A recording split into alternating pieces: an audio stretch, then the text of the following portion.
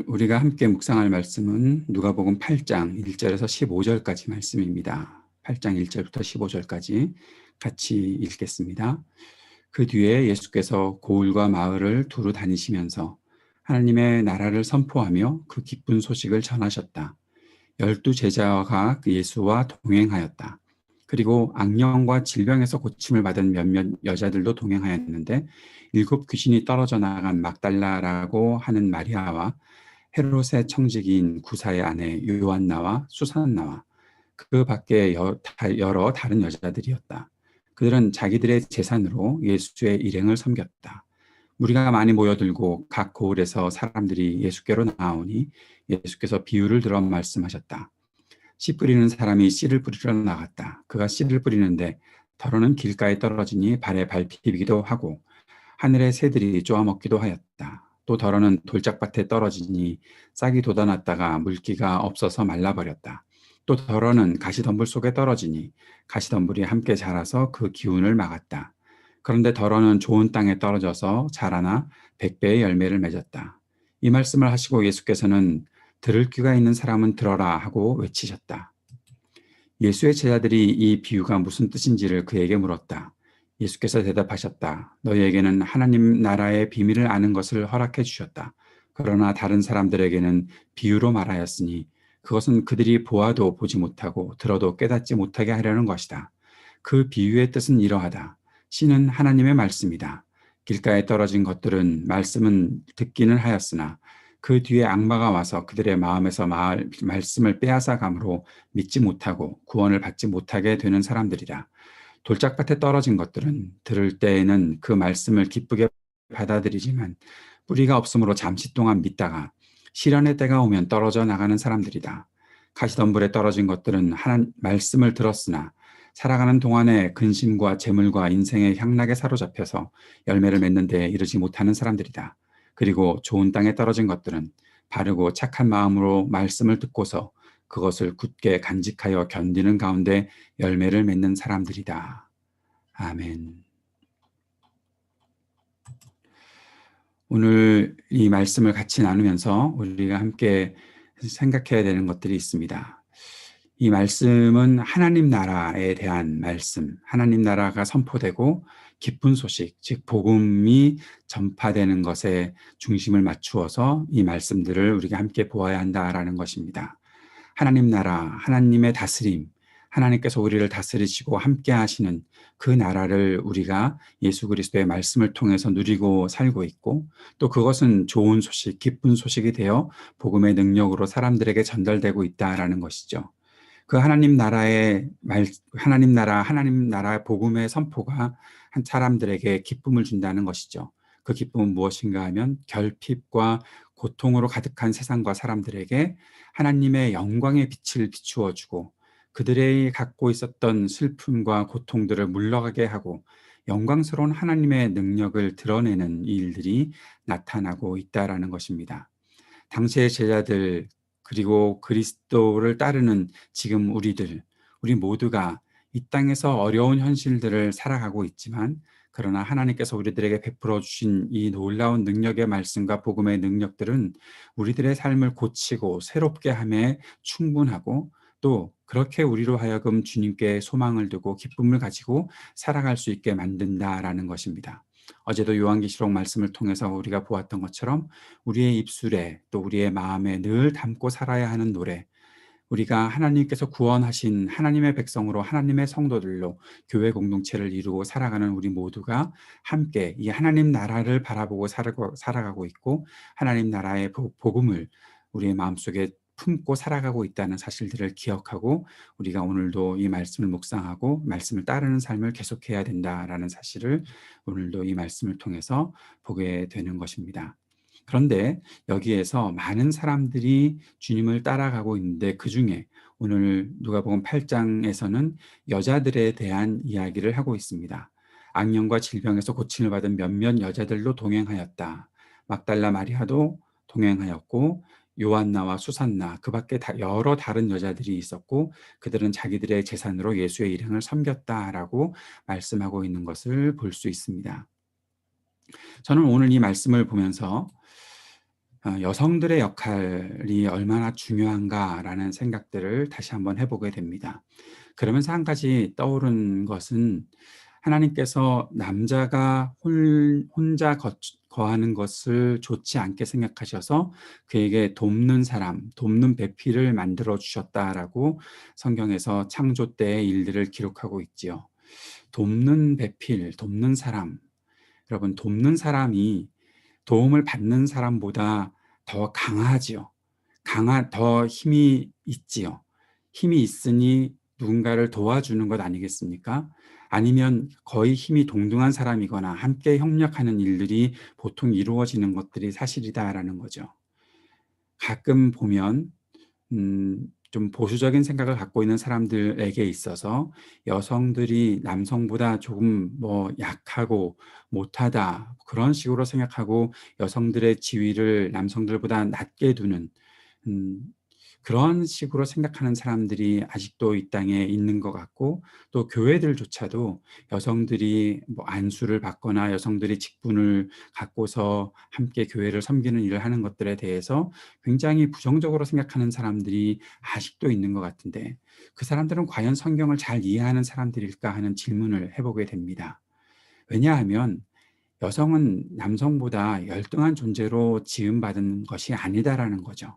하나님께서 여성을 만드실 때는 남자를 돕는 사람으로 만드셨다라는 것은 그 돕는다라는 의미 속에 있는 하나님의 능력과 하나님의 존재를 떠오르게 하는, 내가 어떤 한 사람으로부터 내가 잠깐의 도움을 받는다라는 것이 아니라, 잠깐 필요한 것들을 가져다 쓴다는 것이 아니라 그가 나를 돕는 사람으로 함께하고 동행하고 함께 주님 앞에 서고 주님의 뜻을 이루어가는 사람으로 만들어 주셨다라는 사실들을 생각해야 되는데, 왜 그것에서 계급이 갈라지는지, 질서라는 이상한 그 핑계를 대면서 그렇게 사람들을 나누고 차별하는지, 그런 것들은 굉장히 잘못된 성경관을 갖고 있다라고 저는 보게 됩니다. 오늘도 여기에 나타나는 여성들이 자신의 재산으로 예수의 이름을 섬겼다라고 말할 때에 이 여성들의 역할이 얼마나 중요한가라는 것을 우리가 잘 생각할 수 있어야 되는 것이죠.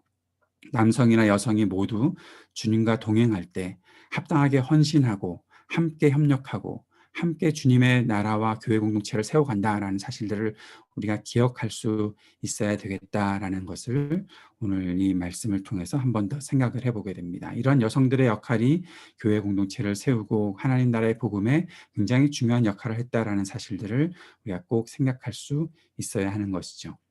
그리고 오늘 말씀에 좀 더 중심으로 다가오는 이 씨 뿌리는 사람의 비유 또는 씨 뿌리는 비유를 우리가 보게 됩니다.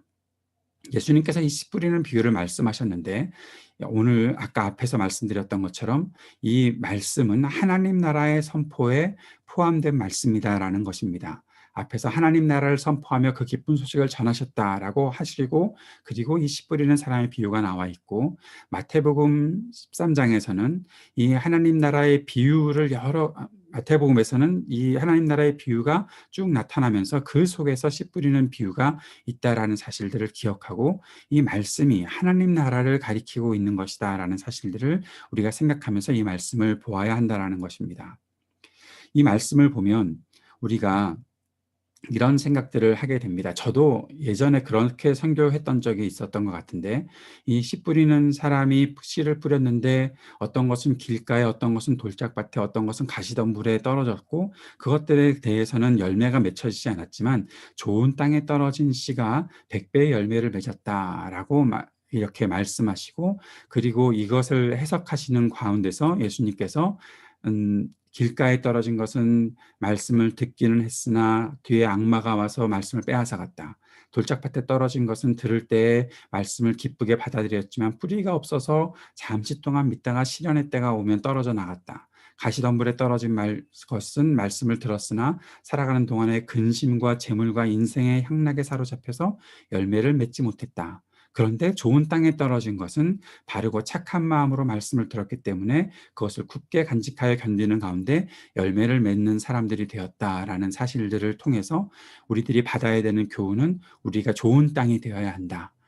그런 식으로 말씀을 해석하고 넘어갔던 것 같습니다. 그런데 그것은 이 말씀이 하나님 나라, 하나님의 말씀, 거기에 초점을 맞추고 있는 것이 아니라 땅, 나는 어떤 땅에 있는 것인가라는 것을, 나는 어떤 땅의 모습, 어떤 마음을 가지고 말씀을 받는가에만 초점을 맞추고 있다라는 것이죠. 오늘 이 말씀은 하나님 나라의 비유에 두고 또 씨 뿌리는 사람의 비유, 그리고 씨 뿌리는 비유라는 제목을 가지고서 이 말씀을 보다 보면 씨가 하나님의 말씀인데 이 하나님의 말씀이 어떻게 역사하고 있는지를 보는 것이 더 초점을 맞추고 이 말씀을 더 정확하게 해석하는 것이 아닐까라는 생각들을 해보게 되는 것입니다. 하나님의 말씀이 아무데나 뿌려진 것이, 그래서 말씀을 뿌린 사람이 잘못했으니까 길가 돌짝발 가시덤불에 떨어지게 된 것은 그냥 아무런 효력도 없이 지나가 버렸기에 말씀을 던진 사람, 그 사람이 잘못한 것이고 말씀을 받는 사람들은 알아서 자기들이 말씀을 맺어야 하는 것일까요? 그렇게 해석하고 끝나버리면 이 말씀의 해석이 제대로 되지 않는다라는 것들을 보게 된다는 것이죠. 이 말씀의 원래 의미, 그리고 이 말씀의 정확한 해석이라고 말할 수 있는 것은 하나님 나라의 복음, 그 복음의 능력은 이 땅 곳곳에 다 뿌려진다라는 것을 말씀하고 있는 것입니다. 하나님 나라의 말씀은 세상 모든 사람들에게 전해진다는 것을 말씀하고 있는 것이죠. 때로는 어려운 시련을 만나는 사람들에게도 뿌려지고 실패하는 것처럼 보일 수도 있는 그런 일들이 말씀이 뿌려진 가운데서도 있을 수 있다라는 것입니다. 그것이 눈에 보이는 것이다라는 거죠. 실상 팔레스타인 지방에 가서 씨를 뿌리는 사람들의 모습을 보면 씨를 막 뿌린다는 거죠. 여러 곳에, 뭐 돌짝밭에 길가에도 뿌려지고 가시덤불에도 뿌려지고 하는 그런 일들이 있다라는 것입니다.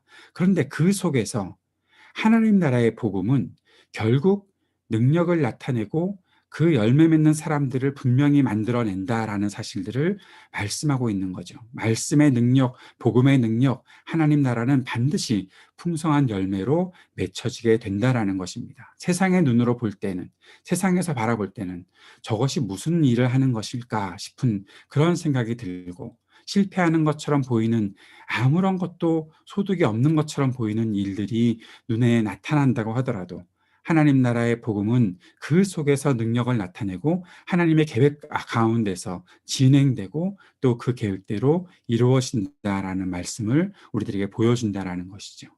내 속에 하나님의 말씀이 들어왔고 그 말씀이 계속해서 자라고 그것이 이 땅의 모든 시련들을 견디어내며 말씀의 그 열매들을 맺혀서 백배의 결실을 맺게 된다라는 것은 내가 잘해서라는 것보다는 하나님 나라의 복음의 능력이 온전히 나타나서 하나님의 그 계획을 온전히 실현하고 그 능력을 열매로, 풍성한 열매로 맺게 된다라는 사실들을 말씀하고 있는 그 말씀이다라는 것이죠. 우리가 사는 고통스러운 현실에 주님께서 다가오셨습니다. 우리가 바라보고 따를 수 있는 기쁨의 소식을 전하시고 계십니다. 그리고 그 믿음으로 그 길을 걷는 우리들에게 그 나라의 풍성함을 누리게 하실 것이다라는 것입니다. 우리가 믿어야 되는 것은 내가 어떻게 내 마음을 갈고 닦아서 좋은 땅으로 만들어내고 내가 착한 마음을 가지고 살아갈까 하는 것들도 물론 중요한 의미가 있겠지만 내 속에 떨어진 하나님의 말씀이 계속해서 자라가고 하나님의 그 풍성한 열매를 맺게 하는 그러한 능력을 나타내신다라는 사실을 믿고 살아가는 것, 그것이 하나님 나라를 바라보고 하나님 나라의 이 좋은 소식을 받아들이고 사는 사람들의 모습이 된다라는 것입니다. 그래서 우리가 믿음과 헌신으로 주님께 가까이 나아가는 매일의 삶을 살아갈 수 있게 만드는 그 일들이 하나님 나라의 복음 속에 나타난다라는 사실을 오늘 말씀을 통해서 우리들에게 보여주고 있는 것이죠. 사랑하는 여러분, 하나님께서 오늘도 우리들에게 말씀을 전하고 계시고 그 말씀이 씨앗이 우리 마음속에 심겼다라는 사실들을 기억하고 이것이 분명히 우리로 하여금 하나님 앞에 온전한 헌신으로 나아가게 하는 귀한 열매를 맺게 할 것이다. 그 마음을 품고 오늘 하루도 주님 나라를 바라보는 사람답게 살아갈 수 있는 우리 모두가 되었으면 좋겠습니다. 그 마음 품고 오늘도 함께 기도하며 나아가도록 합시다. 오늘도 함께 우리가 중보해야 되는 기도 제목들이 있습니다. 이 코비드 19의 이 시대에 우리가 인내와 지혜로 이 모든 것들을 잘 극복해 나갈 수 있도록 주님의 도우심을 구하며 기도했으면 좋겠습니다. 청년 수련회가 28일부터 30일까지 있게 되는데 이때 온라인으로 진행되는 모든 순서가 원활히 진행될 수 있기를 위해 기도해 주시기 바라고 강사로 섬기시는 우정학 교수님과 저를 위해 함께 기도해 주시기 바랍니다. 우리 교우들의 가정과 우리 자녀들을 위해서 기도해 주시고 IT 이동열 선교사님을 위해서 아까의 학교를 위해서 함께 기도해 주시기 바랍니다. 우리 교회의 모든 예배와 성경 공부와 목장 모임들 온라인으로 진행되고 있는 이때에 더욱더 성령으로 충만한 모습들을 서로가 경험하며 주님의 은혜와 사랑을 누릴 수 있도록 함께 기도해 주셨으면 좋겠습니다. 오늘 좀 약간의 시간이 지났지만 우리 이수경 자매가 같이 참여하고 있는 것 같아요. 우리 줌에 들어와 있는데요. 굉장히 오랜만에 함께 참여하고 있는 것 같은데 혹시 목소리라도 저희가 들을 수 있으면 잠깐 기도 제목 하나라도 나누어 줄 수 있으면 어디서 어떻게 지내고 있는지. 네, 안녕하세요. 예, 저 반가워요. 지금 시애틀 들리세요? 들려요? 네. 네. 저 지금 시애틀에서 있고요. 기도 제목 네. 저도 수련회 참가하려고 하는데 네, 수련회 통해서 하나님 말씀하시는 거 잘 들을 수 있도록 같이 기도해 주셨으면 좋겠습니다. 예. 예.